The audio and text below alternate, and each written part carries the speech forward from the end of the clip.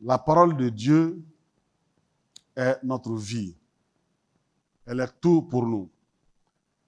Nous sommes en train de parler de comment chercher le royaume de Dieu. Si nous devons chercher le royaume de Dieu d'abord, comment? Et c'est Jésus lui-même le roi qui nous dit comment nous devons le faire. Dans Luc 18, verset 17, il a été clair, il dit ceci: je vous le dis en vérité, quiconque ne recevra pas le royaume de Dieu comme un petit enfant, n'y entrera point. Donc, il voudrait qu'on reçoive le royaume de Dieu alors comme un petit enfant. Quelle est l'attitude de l'enfant?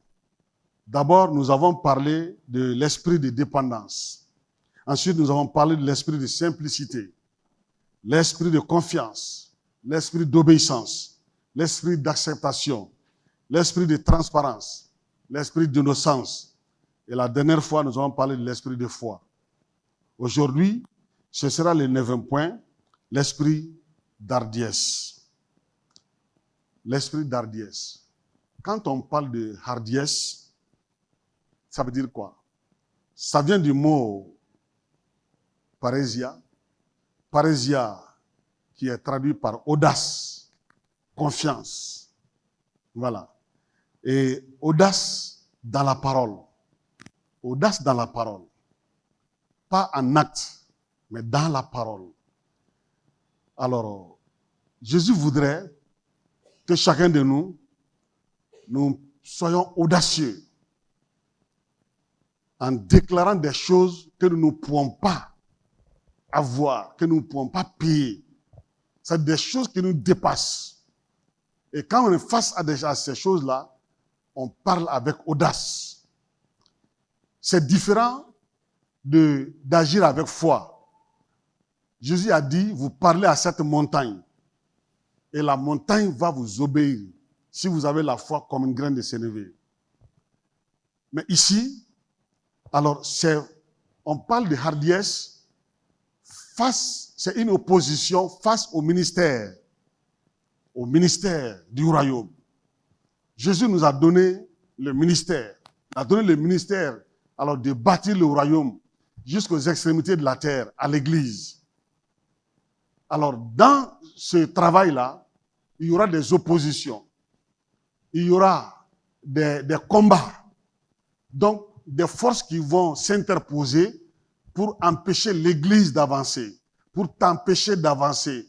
Et là, puisque c'est lui, Jésus, qui t'envoie en tant que roi, il se tient derrière toi, ce qu'il attend de toi, que face à ces oppositions-là, de parler avec audace, avec hardiesse.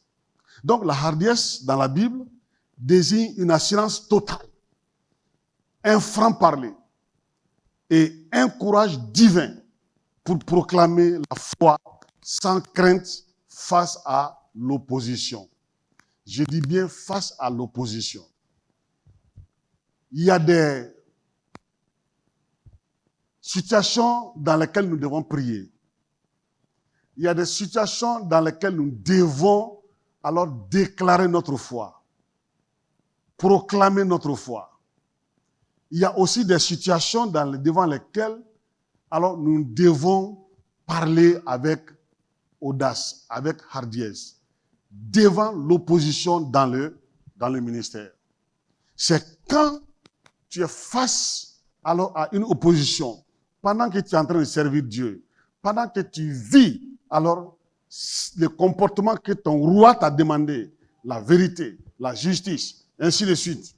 Quand il y a des oppositions, tout ce qui peut t'empêcher alors de proclamer Jésus-Christ par ta vie, par ta parole, par tes comportements, face à ces oppositions-là, tu dois parler avec audace. Avec audace. Tout en sachant que tu t'appuies sur celui qui est derrière toi. C'est ce que nous voulons parler aujourd'hui. Donc, il y a une différence avec parler avec foi. Voilà. Le terme parésia signifie littéralement la liberté de tout dire ou de s'exprimer publiquement, sans réserve ni ambiguïté. Donc, tu parles librement, sans contrainte. Voilà. Et avec force. Vous voyez? Et ce n'est pas à côté, hein. C'est public. Parce qu'il y a une opposition, alors, à ce que tu veux faire. Donc, tu parles devant ces gens-là. Voilà. Avec audace. C'est ce que nous voulons dire. Exemple, quand vous regardez la Bible dans Acte 18, verset... Paul était rentré à Corinthe. Il a commencé à parler de l'évangile dans les synagogues. Les synagogues, c'est là où les Juifs se réunissaient pour adorer. Donc, c'était sa première cible. Il venait là-bas, il veut prouver alors, à ces Juifs-là que c'est Jésus le Messie, le Sauveur. Et il a reçu une opposition forte de la part de ces Juifs-là. Donc, il était découragé, il voulait se taire. Mais la nuit, Dieu lui vient en rêve pour lui dire, verset 9, le Seigneur dit à Paul, en vision pendant la nuit, ne crains point, parle, et ne t'étais point. Verset 10, car je suis avec toi, et personne ne mettra la main sur toi pour te faire du mal. Parle, car j'ai un peuple nombreux dans cette ville. Donc Dieu se tient derrière Paul, dans toute sa puissance divine. Il dit, n'aie pas peur, sois sans crainte, parle, ne te tais pas. Paul, si tu te tais, c'est pas bon. J'ai beaucoup de brebis, de fidèles dans cette ville. Et nul ne tiendra devant toi. Nul ne pourra te faire du mal. La hardiesse, c'est ça. Même aujourd'hui, Jésus, en tant que roi puissant, se tient derrière son église. Il dit à son église, parlez avec hardiesse. Votre peuple, votre nation a besoin que vous parlez. L'église s'est tue trop. Trop longtemps, on se tait, on ne parle pas. On murmure à côté entre nous, on ne fait pas ça, on accuse les leaders. Non. Jésus voudrait qu'à partir de maintenant, que tous les chrétiens du Mali comprennent cela. Vous devez maintenant parler avec hardiesse, avec audace. C'est cela. C'est cela. Alors, je vais vous donner des exemples. Parler avec audace face aux hommes. Nous vivons parmi les hommes qui ne veulent pas que l'Église parle. Ils veulent effacer nos noms. Ils veulent nous faire taire. Et ils s'appuient sur leur Dieu pour le faire. Mais l'Église aussi s'appuie sur son Dieu, son Sauveur, Jésus-Christ. Parler avec audace, c'est la force accordée alors aux enfants du royaume. L'exemple de Pierre et de Jean, acte 8, acte 4. Pierre et Jean, dans acte 3, ils partaient au temple pour prier. Voilà un monsieur qui est là, 42 ans, depuis qu'il est né, il n'a jamais marché. Il est là assis, il demande de l'aumône. Pierre et Jean lui disent, et regarde-nous très bien, nous n'avons pas d'argent, nous n'avons pas d'or. Mais ce que nous avons à te donner, au nom de Jésus de Nazareth, lève-toi et marche. Le gars s'est levé. Il n'avait jamais marché. Il a commencé à sauter. C'est un miracle. Il rentre dans le temple avec Pierre et Jean. Il continue à vraiment manifester sa joie. Alors c'est là que les autorités du peuple, du temple, alors vont s'opposer à eux. Le Sanhédrin, les responsables, les leaders juifs, ils vont les arrêter et les amener devant le tribunal pour les juger et les défendre de parler en ce nom-là, de travailler en ce nom-là. Vous voyez? Donc une opposition très forte. C'est eux qui ont pris Jésus, l'ont livré à Pilate pour que Pilate le crucifie. Donc ils ne sont pas n'importe qui. Ils ont l'autorité, ils ont le pouvoir. Et ils faisaient à l'époque ce qu'ils veulent. Et maintenant, au verset 8, alors Pierre, rempli du Saint-Esprit, retenez ça. Ils ont guéri le monsieur au nom de Jésus par le Saint-Esprit. Ils ont opéré un miracle par le Saint-Esprit. Et maintenant, on s'oppose à eux. On ne veut pas que ce ministère-là continue. Le ministère de proclamer l'évangile, de guérir les malades, de ressusciter les morts, ça c'est donné à l'Église. Et l'Église doit le faire. L'Église doit le faire. Parce que Jésus l'a dit. Allez, prêchez l'évangile, guérissez les malades, chassez les démons, ressuscitez les morts. Allez-y, avancez. Mais il sait qu'il y aura des oppositions. Et là, il veut que nous parlons avec audace. Maintenant, c'est le même esprit qui les a donné la force. de faire ce miracle-là, se tient maintenant derrière Pierre. Et en lui, il remplit de force. Pierre, rempli du Saint-Esprit, leur dit, ô chef du peuple et anciens d'Israël, j'ai de quoi vous dire ce matin. Verset 9. Verset 9. Puisque nous sommes interrogés aujourd'hui sur un bienfait accordé à un homme malade, afin que nous disions comment il a été guéri. On va vous le dire. Verset 10. Sachez-le tous. Il les regarde, il les fixe. Sachez-le tous. C'est pas le nom de Jésus-Christ de Nazareth. Vous qui croyez que rien de bon ne vient de Nazareth, c'est par le nom de Jésus-Christ qui vient de Nazareth que vous avez crucifié. C'est vous qui l'avez crucifié. Vous voyez, il les accuse. Il parle avec hardiesse, avec audace. Et que Dieu a ressuscité des morts. C'est par lui que cet homme se présente en pleine santé devant vous. Verset 11.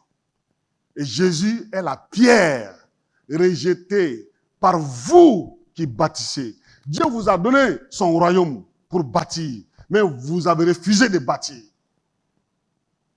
Et cette pierre-là est devenue la principale de l'angle.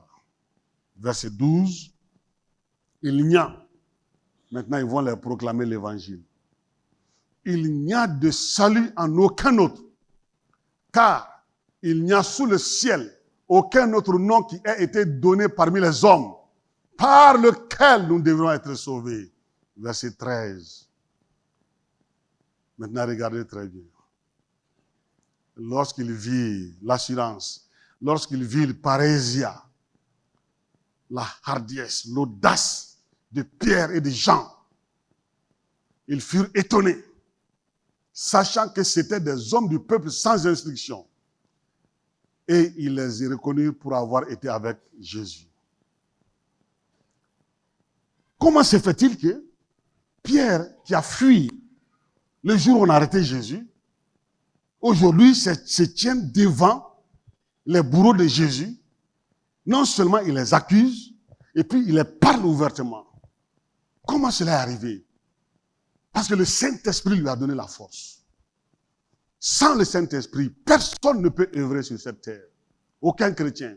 Sans le Saint-Esprit, le royaume n'avance pas. Sans le Saint-Esprit, l'Église n'avance pas. L'Église ne peut pas parler avec audace. Tu ne peux pas tenir devant l'opposition sans le Saint-Esprit. Et voilà pourquoi Jésus a recommandé sérieusement aux disciples, ne commencez rien, attendez d'abord le Saint-Esprit. Quand il sera en vous, alors commencez à Jérusalem. Mais aujourd'hui, le Saint-Esprit est très négligé dans nos églises. Très méconnu dans nos églises. Notre force vient de lui. Quand tu ne connais pas celui en qui tu tires tes forces, comment tu peux parler avec audace? Alors, Pierre a parlé devant l'opposition. Il était dans le ministère. On veut arrêter leur ministère. Ils ne veulent pas entendre parler de Jésus à Jérusalem. L'Église a reçu ce ministère de bâtisseur du royaume de Dieu. Jésus, quand il est ressuscité, il s'est tenu sur le mont, la montagne de Galilée. Il a dit à ses disciples, allez, je vois l'extrémité de la terre. Ne sautez aucun peuple, aucune nation. Allez-y, rentrez, faites des disciples. Parlez de l'évangile. Je vous donne la force. Allez-y, je me tiens derrière vous. Et le Saint-Esprit, l'Esprit de Dieu, je vous le donne. Il est en vous et sur vous. Donc, l'heure est au réveil de l'Église. L'heure est à ton réveil. Et chacun de nous est missionnaire là où tu es. Ta vie doit évangéliser. Ta vie doit témoigner. Mais des fois, quand on nous bloque, alors nous-mêmes, on se recroqueville entre nous, on se met à l'écart, on est une minorité, on ne veut même pas parler, on ne veut même pas qu'on sache qu'on est chrétien. Ça veut dire que tu ne connais pas celui qui est avec toi. C'est le Tout-Puissant qui est derrière toi et qui te soutient, qui est devant toi et qui te soutient. On dit, chez nous, que Samabe Mohaminien, Gomite Daïla, celui qui marche derrière l'éléphant, hein, il n'a pas peur, n'est-ce pas? Voilà. Donc, nous avons l'éléphant Jésus avec nous, le lion Jésus avec nous, et même l'agneau Jésus avec nous. Voilà un exemple. Frères et sœurs, tu as un ministère. Chacun de nous a reçu un don, et ton don là est ton ministère. Ton don est ton ministère. Ne sois pas quelqu'un dont la vie va empêcher les gens de voir l'évangile, de voir la lumière du royaume. Mais sois quelqu'un dont la vie parle de Jésus, dont la vie parle du royaume. Et là, quand on veut te bloquer, quand on veut t'empêcher, quand on s'oppose à toi, ne te tais pas, parle avec assurance. Parle avec assurance. Combien de fois, alors, la part de l'Église a été, alors, traquée ou enlevée par quelqu'un d'autre. Mais on bavarde entre nous à côté. Personne ne parle avec audace. On parle avec audace sous la puissance du Saint-Esprit, sous l'autorité divine. Ça prouve que tu dois être en bonne relation avec ton Dieu, avec le Saint-Esprit. Mais quand tu négliges cette bonne relation, tu t'en fous de cette bonne relation, tu ne peux pas parler avec audace, avec courage. Regardez. Nous devons aussi parler avec audace, avec assurance devant Dieu. Oui, nous sommes appelés à nous approcher de Dieu. Il ne faut pas avoir peur. Il faut t'approcher de Dieu. Hébreux 4, verset 16. Ce texte dit quoi? Approchons-nous donc avec parésia, avec assurance, avec hardiesse, du trône de la grâce, afin d'obtenir miséricorde et de trouver grâce pour être secouru dans nos besoins. Le trône de Dieu est le lieu où nous trouvons grâce et miséricorde. Grâce et miséricorde. Maintenant, toi, tu veux t'approcher de là. L'ennemi de Dieu, le diable va te chuchoter. Non, toi aussi, tu veux t'approcher. Il ne faut pas oser. Hein. Tu connais ta vie, tu sais ce que tu es en train de faire. Il va t'intimider. Finalement, tu vas avoir peur de t'approcher. Dieu dit, ton Dieu te dit, viens devant mon trône de grâce. Prends courage, viens avec parésia. J'ai la grâce pour toi. J'ai la miséricorde pour toi. Éphésiens 3, verset 12. Qu'est-ce que Paul dit? En qui nous avons, par la foi en lui, la liberté, parésia, de nous approcher de Dieu avec confiance. Par la foi en Jésus, nous avons la liberté. Voilà. Ça veut dire que personne ne doit t'empêcher de t'approcher de Jésus, du trône de la grâce. Personne. Aucune parole. Voilà. Viens. Non, je viens vers moi. Vous voyez l'enfant prodigue. Il a parlé. Il a dit non, je me lève. J'irai vers mon Père. Il a parlé.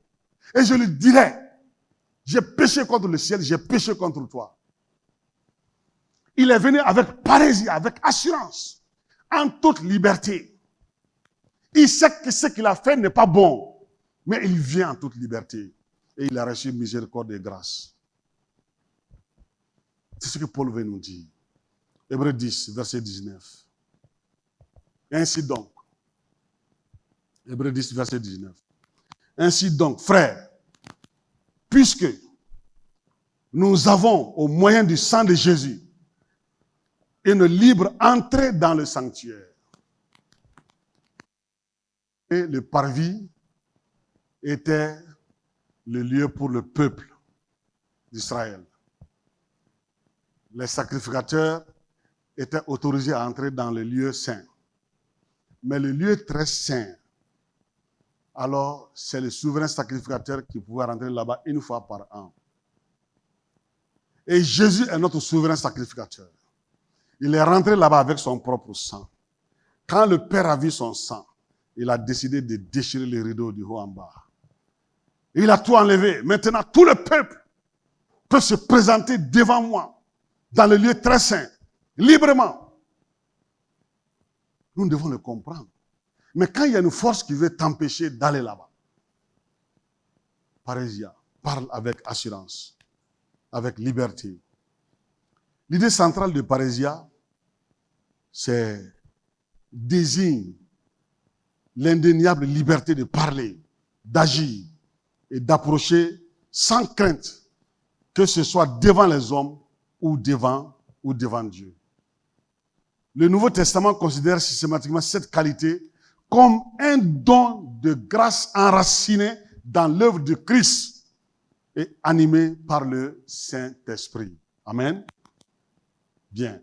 Alors, il y a un danger auquel il faut faire attention. Le danger de grandir. C'est dans ce seul contexte-là que grandir est un danger. Grandir, c'est dangereux parce que tu accumules de l'expérience. Tu passes par des hauts et des bas, par des situations qui sont différentes. Et finalement, alors, tu accumules de l'expérience, n'est-ce pas? Et l'expérience devient le pire des professeurs. Comment? À force, alors, de passer par des événements, des situations, c'est toi qui vas finalement dire aux gens, ah, faites attention. Ça m'est arrivé, hein. Moi, j'ai expérimenté ça. Ça m'est arrivé une fois. J'ai passé par là. Tu empêches, alors, les gens de parler avec audace. Et quand vous regardez les enfants, eux, n'ont pas d'expérience. Les enfants n'ont pas d'expérience. Et c'est un atout pour eux. C'est nous, les grandes personnes là, qui ont de l'expérience. Tu demandes à un enfant de 4 ans, qu'est-ce que tu veux être dans la vie? Lors du défilé du 22 septembre passé, il y avait un petit porter la tenue militaire. Il veut être Assimi. Lui, je compare à Assimi. Il veut être Assimi. Il veut être le président. Et quel président? Assimi Goïta. Vous demandez à un enfant de 4 ans. Hier, il y a un enfant qui était chez moi. Il est encore dans la maternelle. Alors, je lui ai donné la télécommande pour que, comme les enfants aiment les dessins animés, il dit que lui, il ne regarde pas les dessins animés. Je dis, ah bon? Toi, tu regardes quoi? Le football. Donc, j'ai dit, ah, tu aimes le foot? Oui. Dit, ah, il faut être Neymar. Hein? Il faut être comme Neymar. Hein? Comme cela, quand tu vas décrocher tes contrats de milliards là, voilà, moi, je vais aussi faire comme ça. Voilà, tu veux bien manger. Il a dit non, que lui n'aime pas Neymar. J'ai dit qui? Ronaldo. Donc, comme il y a les vidéos de Ronaldo, j'ai cherché ça, j'ai mis. Et là, il s'est concentré sur la télé. Tu parles en vain. On m'a dit que son papa l'a déjà inscrit pendant les vacances là, dans une école de foot. Et chaque matin, il se réveille lui-même. Avant tout le monde, il va au terrain pour s'entraîner. Tout le Portugal est fier de Ronaldo. Donc un jour, nous serons tous fiers de ce garçon-là, surtout l'Église. Il a parlé avec audace. Alors, si ton enfant te dit, non, papa, comme toi tu es médecin, je vais être médecin, tu es content. Mais il veut être président. Tu vas dire non, ça c'est non, laisse tomber ça. Donc, par ton expérience, tu tues en lui, alors, sa vision, vous voyez, son ambition. Vous voyez? C'est pourquoi c'est dangereux de grandir dans ce contexte-là. C'est dangereux d'agir par expérience dans ce contexte-là. Et Jésus, le roi qu'il est dans son royaume, il ne veut pas que nous agissons par expérience. Non. Parce que lui, il se tient derrière nous. Il est prêt à te faire ceci, cela. Mais toi, tu vas dire, bon, par expérience, ce que j'ai compris là, ce que j'ai compris là, non, ça, je ne m'engage pas. Est-ce qu'on se comprend? On est ensemble? C'est pourquoi il faut devenir comme un enfant. Il faut agir comme un enfant dans le royaume. Dans le royaume. Jésus dit, si vous ne devenez pas comme un petit enfant en me disant vos rêves et ce que vous ne pouvez pas faire par rapport à vos besoins pour que j'agisse en vous, alors vous ne pouvez pas recevoir le royaume. Donc la façon de vivre dans le royaume, c'est regarder un enfant. C'est pourquoi j'ai dit à Dieu, j'ai dit au roi, voici notre plan stratégique, notre PS. Nous sommes très ambitieux. C'est une grande vision, ce que nous voulons faire. Nous l'avons écrit, nous l'avons proclamé. Et ça va se faire. Parce qu'avec Jésus, il ne veut pas que tu vives avec ce que tu as entre tes mains. Non. Vous n'allez pas expérimenter les plaisirs du royaume. Il faut souvent parler avec foi, prier, mais aussi parler avec audace. Voilà. Tout en t'appuyant sur lui. C'est lui qui est derrière. Hein? On ne parle pas en nous appuyant sur nos propres forces, sur notre expérience. Et il est temps que l'Église du Mali comprenne cela. Il est temps que nous, les grandes personnes, nous comprenions cela. Arrêtons de vivre par expérience dans ce domaine-là. Vivons par hardiesse. C'est vrai, nous devons rêver. Et les rêves peuvent se réaliser. Vous voyez, Joseph a rêvé. Joseph a rêvé. Quand il a rêvé, il s'est levé. C'était le petit, le petit de la famille. C'est vrai, il y avait Benjamin, mais il n'était pas grand en ce moment-là. Alors, il se lève au chapitre 37, verset 5 de Genèse. Joseph fit un songe et il raconta à ses frères qui le haïrent encore davantage. Verset 6. Il leur dit, écoutez donc ce songe que j'ai eu. 7. Nous étions alliés des gerbes au milieu des champs, et voici, ma gerbe se leva et se tint debout. Et vos gerbes l'entourèrent et se prosternèrent devant elle. Verset 8. Ses frères lui dirent, est-ce que tu régneras sur nous? Est-ce que tu nous gouverneras? Et ils le haïrent encore davantage à cause de ses songes et à cause de ses paroles. Ce n'est pas fini. Il va faire un second rêve. Verset 9. Il y a encore un autre songe. Et il le raconta à ses frères. Il dit, j'ai eu encore un songe. Et voici le soleil, la lune et les 11 étoiles se prosternaient devant moi. Verset 10. Il le raconta à son père et à ses frères. Son père le réprimanda et lui dit, petit, qu'est-ce que signifie ce songe que tu as? Toi là, est-ce que tu sais ce que tu es en train de dire? Faut-il que nous venions, moi et ta mère et tes frères, nous prosterner en terre devant toi? Tu es malade? Vous voyez comment le papa, la grande personne, est en train de vouloir tuer le rêve de... Verset 11.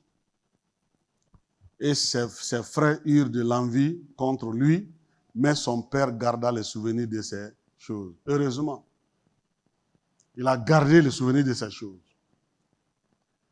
Joseph, il a rêvé, mais le rêve s'est réalisé. Ça s'est réalisé. peuple de Dieu, c'est ce que Dieu attend de nous. C'est ce que Dieu attend de nous. Laissons nos enfants rêver. Laissons nos jeunes rêver. Et en tant qu'adultes, rêvons encore. Il faut rêver de devenir grand. Le royaume de Dieu n'est pas contre la grandeur. Jésus a dit, celui qui veut être grand. Donc il n'est pas contre la grandeur. Cherchez la grandeur.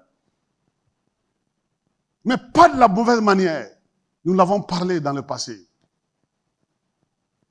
Cherchez à être puissant. Mais pas de la mauvaise manière. Tout en vous tenant sur le roi et sur le Saint-Esprit, sur la parole de Dieu. Voilà. Quand Joseph a rêvé, il n'a pas, dans le rêve, Dieu ne l'a pas dit comment ça va se faire. Tu vas passer par un puits, tu vas être vendu comme esclave, tu vas aller dans une maison, on va mentir sur toi, tu vas aller en prison. Dieu ne l'a pas dit ça. Mais quand Joseph a été pris par ses frères, jeté dans le puits, il n'a rien dit. Il a supporté. Il a été vendu comme un esclave. Il a supporté, il n'a rien dit. Supportez. Supportez le mal qu'on vous fait. Supportez. Laissez Dieu faire en vous ce qu'il veut faire. Et quand il a été mis en prison, il n'a pas crié. Vous voyez? Et quand la femme de Potiphar lui a demandé de coucher avec lui, il a dit non, je ne ferai pas ce péché-là contre mon Dieu. C'est ça. Donc Joseph se tenait sur son Dieu, l'Éternel qui s'appelle Yahweh. Aujourd'hui, en tant que chrétien, toi tu n'as pas peur de coucher avec une fille, tu n'as pas peur de coucher avec une femme d'autrui. Et comment tu peux parler avec hardiesse? Tu fais le péché que ton cœur demande. Tu vis comme tu veux. Et là, tu ne peux jamais parler avec hardiesse. Et là, toi, ton ministère, on va l'arrêter. Les gens vont s'opposer à toi, tu ne pourras rien dire. Tu vas te mettre à l'infinitif. L'église de Jésus-Christ n'est pas une communauté de derrière. Nous sommes la tête, la lumière, le sel. C'est cela. Et il est temps que l'église, les chrétiens du Mali, commencent à parler avec hardiesse, avec audace. Mais soyez enracinés dans l'Esprit de Dieu, dans le Christ et dans sa parole. C'est ça. Et le pays aujourd'hui, le Mali, a besoin de ça. L'AIS, tout le Sahel a besoin de ça. Que l'église se réveille. Nos présidents ont besoin que l'église parle. Nos gouvernements ont besoin que l'église parle. Et là, devient comme un enfant. Je vais terminer avec Goliath et David. À cette époque-là, quand il y avait une guerre entre les peuples, alors ils se retrouvaient sur un espace. Donc, alors il commençait la guerre. Mais cette fois-ci, Goliath a dit, on va changer de stratégie. On va désigner des hommes. Moi, je serai l'homme des Philistins. Et donner aussi un homme. Voilà. Et on va se battre.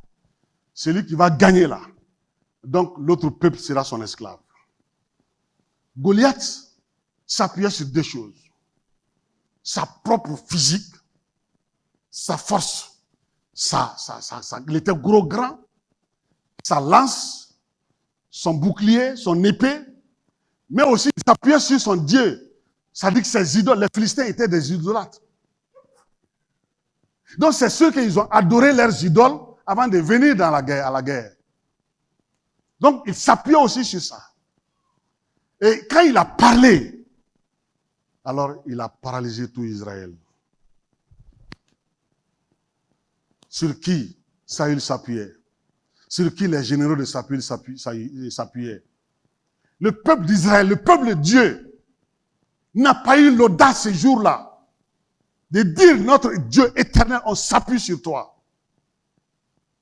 Ils ont été tous paralysés, morale paralysée, force paralysée. David vient. Il a dit, mais comment est-ce que vous osez laisser ce gars-là insulter Yahweh et le peuple de Yahweh? David aussi a parlé. Comment vous osez laisser ce gars insulter Yahweh et le peuple de Yahweh? Vous voyez? Tout de suite, c'était la différence. Le petit David, il s'appuyait sur son Dieu, celui qui s'appelle Yahweh, celui qui donne la force de tuer les lions et de tuer les ours. Donc, il a compris que son Dieu est avec lui. C'est le même Dieu qui est avec Israël, mais Israël aujourd'hui n'avait pas compris ça, ils ont oublié.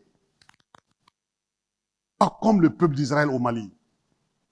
Ne soyez pas comme le peuple d'Israël, comme Saül dans votre service. Là où vous travaillez. Il faut que là où vous travaillez, votre entourage sache que qui est votre Dieu. Par votre façon de faire. Par votre façon de parler. C'est cela, la mission. Et David il s'est adressé à Goliath. Il dit, c'est fini, tu ne vas plus parler après aujourd'hui. Je vais te tuer. Je vais couper ta tête, livrer ton corps aux oiseaux du ciel et aux chiens. David a parlé, Goliath a parlé, il s'appuyait sur son Dieu, ses idoles, et puis sa force. David a parlé, il s'appuyait sur l'éternel Yahweh, et maintenant, lui, il ne s'appuyait pas sur sa force, il sait que physiquement, il ne peut pas battre Goliath. Il le savait. Mais toute sa force, il a puisé de l'éternel. Et maintenant, David va prendre une pierre, il va mettre dans sa lance-pierre. Et quand il a tiré, il a laissé, Dieu dit maintenant, j'ai trouvé parmi mon peuple celui qui a parlé avec audace. C'est ce que j'attendais. C'est ce que j'attendais. Il dit, David, ce n'est plus toi. C'est moi. Ce que tu as dit, c'est ce qui sera fait aujourd'hui. Cet homme-là, tu vas couper sa tête. À partir d'aujourd'hui, il ne vivra plus. Dieu a pris la pierre. Ce n'était plus la pierre de David. Il a pris la pierre et il l'a lancée. Et il a dressé la pierre en direction du seul trou qui était sur le corps de Goliath, ici, là. Tout là, c'était couvert. Mais ici, il y avait un trou. La pierre est venue rentrer, se loger dans son cerveau. Il a tout de suite bouilli son cerveau et puis il est tombé. Donc, parole contre parole. Cette guerre a été ça. Parole de David contre parole de Goliath. Goliath s'appuie sur ses idoles. David s'appuie sur Yahweh. L'Église s'appuie sur Jésus-Christ, sur le Saint-Esprit. C'est ça. Ceux qui s'opposent à l'Église s'appuient sur leur idole, sur leur religion. Ils ont des dieux qui sont morts, qui ne sont pas vivants, qui ne peuvent rien changer. Et ils parlent devant vous et vous commencez à trembler. Vous allez vous cacher à côté. Arrêtez ça, c'est fini. C'est fini. C'est fini. Que l'Église du Mali se réveille. Et réveille-toi là où tu es. Que l'Église du Sahel se réveille. Pour que nos nations puissent avoir la paix, la sécurité. Que l'Église de nos nations se réveille. Jésus a trop attendu son Église. Ceux qui veulent continuer de dormir peuvent continuer. Mais ceux qui comprennent qu'il est temps de se réveiller et de parler avec hardiesse, voilà, Jésus les attend. Lèvons-nous pour la prière.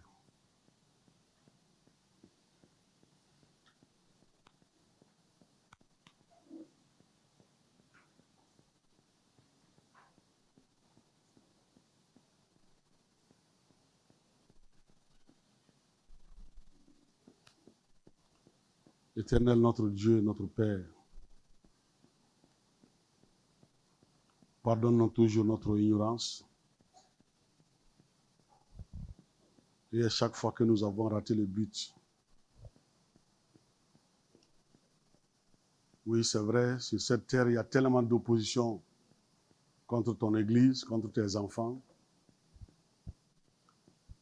Mais tu nous as dit aujourd'hui de parler avec audace. Parce que toi, tu es notre vrai Dieu. Tu es notre rocher. Tu te tiens derrière nous. Et nous nous tenons sur toi.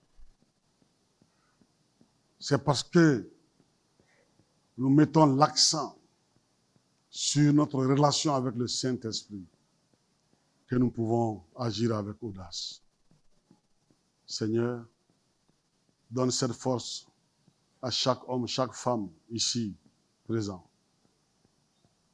Parce que chacun de nous est témoin de toi, de ton royaume. Chacun de nous est lumière, chacun de nous est sel. À partir d'aujourd'hui, que toute force qui s'oppose à l'Église, tout ministère qui s'oppose au ministère de l'Église, soit à terre au nom puissant de Christ Jésus. Et que l'Église avance. Et que l'Église, par l'Église, que nos nations se réveillent. Que nos nations connaissent la paix et la sécurité. Et que nos gouvernants soient dans la paix. Seigneur, Goliath est tombé. Aujourd'hui, Goliath qui est en train de vouloir paralyser l'AIS, tout le Sahel, que ce Goliath tombe au nom puissant de Christ Jésus.